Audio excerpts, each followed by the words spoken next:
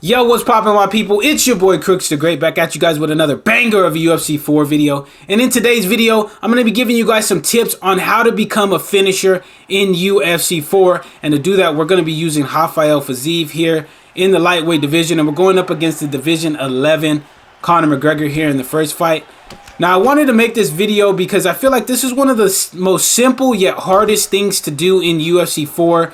Is get a finish, just because you can knock somebody down 10 times in a fight and end up losing the fight, as well as, you know, bobbleheading and stuff like that. So I just wanted to give you guys some tips on how I go about setting up being the finisher that I am in UFC 4. So you guys can see here, we're trying to use the good movement of Fiziev just because I know he has very, very fast footwork. But we just need to be careful against a Conor McGregor player like this that's throwing just random strikes, not to get caught with anything big. That's the first thing you don't want to do. So here we're trying to take our time. We want to try to drag Conor and get him to make a mistake. And we're just looking to see what he's doing. That's the first thing you want to do when you're trying to set up a finish. As we catch a nice 4-piece rock right there, you want to try to just set up and get a feel for what your opponent is doing, so that way you can kind of figure out the way to get a finish on them. So for this guy, I can maybe get him to walk into a stationary combination, but you can see he's starting to back up more than he was before I rocked him. So he's trying to change up his game plan just because he got rocked. So that's going to be a little more of a challenge for us, just because Conor fights very well off the back foot and his combinations are already quick. And they're going to be even more powerful if we walk into a stationary combination. So we just need to be careful of that. So you see, we're just still trying to space it out. We're trying to catch him because he's throwing a lot of jab straights as well. We're trying to catch him with a slip straight. But he's throwing off head kicks to prevent us from doing that. So we just need to watch out for that. We can't stand in the pocket for too long unless we're at a frame advantage. So that's really what I'm trying to do, is get a frame advantage when I'm standing there. So here we're just taking our time, feigning strikes. We're trying to catch him with a front kick just because, like I said, he's going with a lot of jab straights. So that's a way to be able to try to catch a finish too on somebody. As we catch him with a nice slip straight right there, he goes with that pull counter elbow. But we did the damage that we needed to do.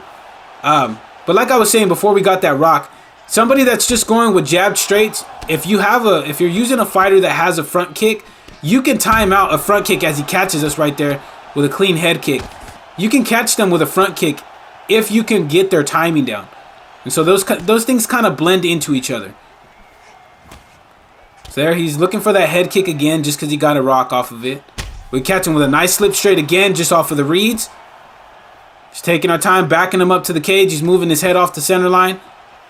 We reset, catch him right there with a clean 2-piece, knock him down. But we're looking for that clean finish. We're not trying to go with a grounded pound, and we're made to pay for it right there. He goes with the head kick, but the block's not completely broken. And that's going to be the end of the first round. Now, we did some good work. Obviously, I got caught with strikes that I didn't know were coming. But we did some solid work on Conor there in that first round. So we're going to try to build on that going into the second round. And that's what you guys need to do. If you guys are having success at something in the first round, build on it and go back to it in the second round. I feel like a lot of people tend to abandon and they switch up what was successful for them in the previous round just because they feel like their opponent is going to adapt to it.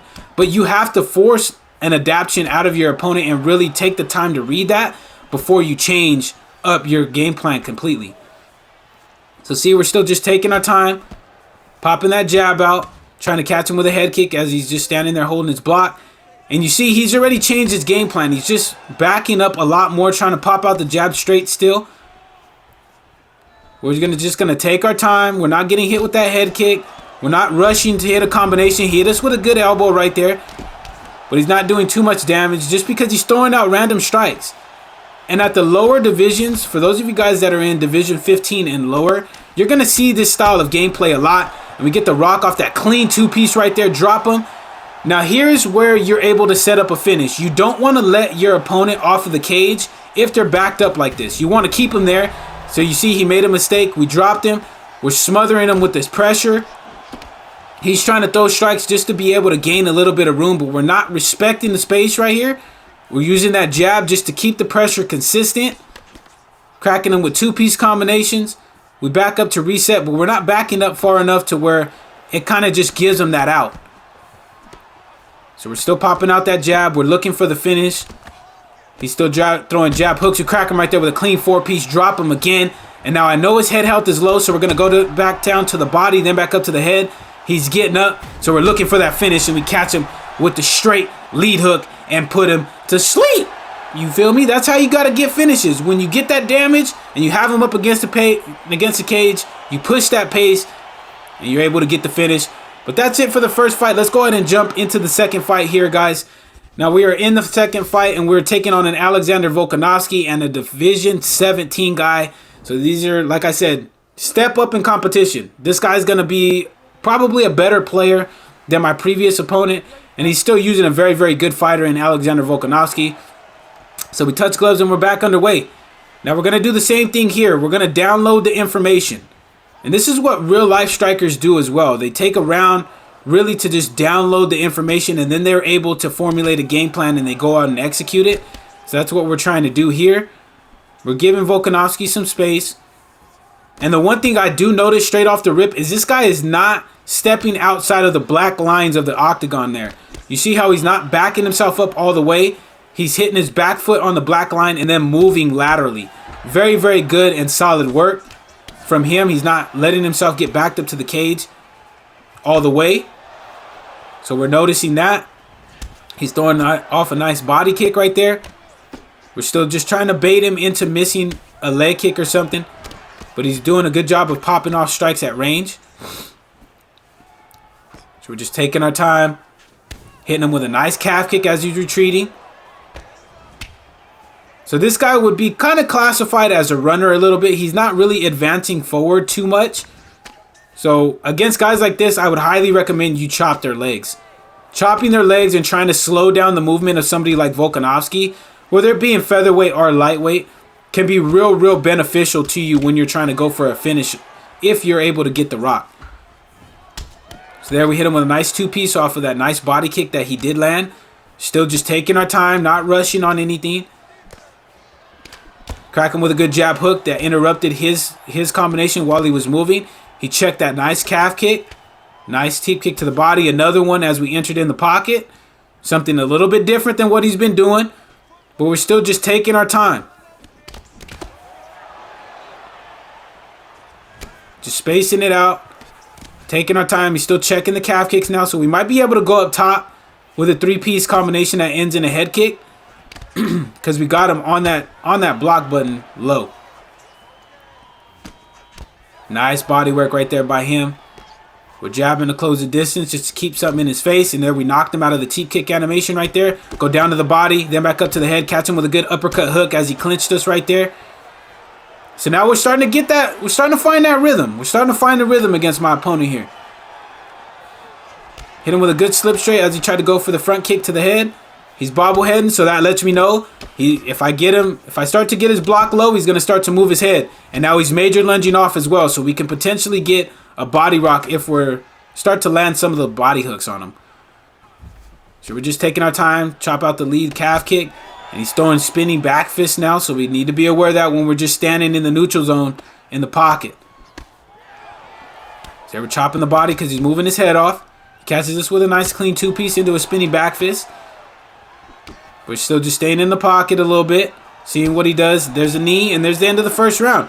Now, that first round was really a filling out process. We wanted to see what he does, what he's going to do when we lower that block. Can we get him to check calf kicks, which we did. We worked his leg pretty well as well, and we checked a couple of calf kicks coming back from him. So now in the second round, we're going to execute the game plan, which is work his legs, work his body when his block is low. After we throw double strikes into his block, we're going to try to work that body as we catch him immediately with a 3-piece combination right there and hurt him. Trying to go down to the body. Just keeping that pressure on him. Double jabbing, that's lower in the block. And look, immediately he moves his head off. So we hit him with a good calf kick. Catch him with a good head kick right there. He's major lunging off, so we go down to the body. Catch him with a nice slip straight. And now you see we're starting to catch him with a lot of strikes that we didn't catch him with in the first round already. So here we're just jabbing to close that distance. We're keeping the pressure on him by just moving forward. You can tell he's feeling a little bit uncomfortable.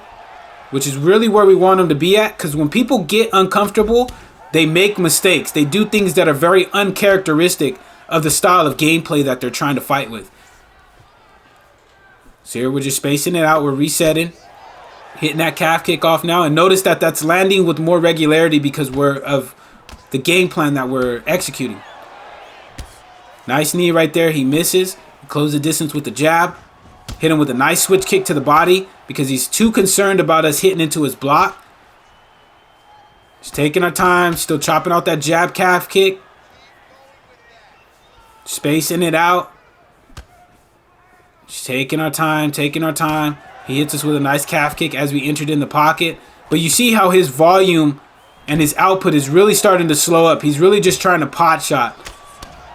Mixed in a nice lead hook calf kick right there. That's a different look than what we gave him in the first round. Still just chopping at that leg. Trying to slow down his movement.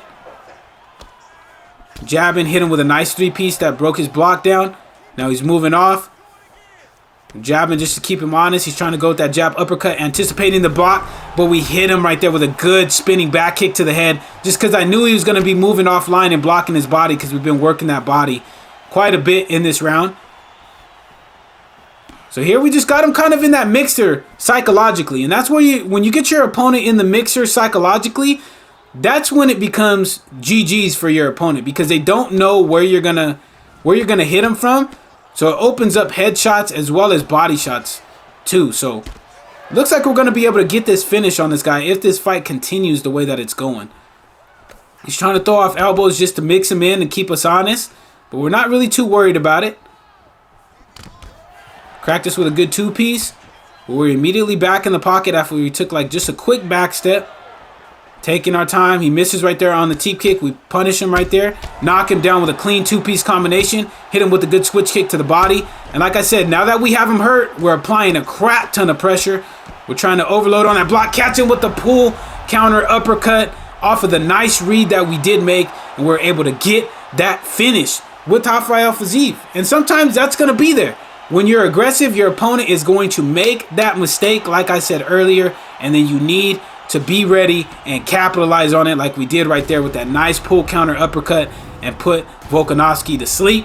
But that's it for the video, guys. If you guys did enjoy this video, make sure to slap that subscribe button as well as slap that like button. I do post UFC 4 content on this channel daily. But until the next time, guys, enjoy the rest of your guys' day, afternoon, evening, depending on where you guys are watching this from. And I will catch you guys in the next video.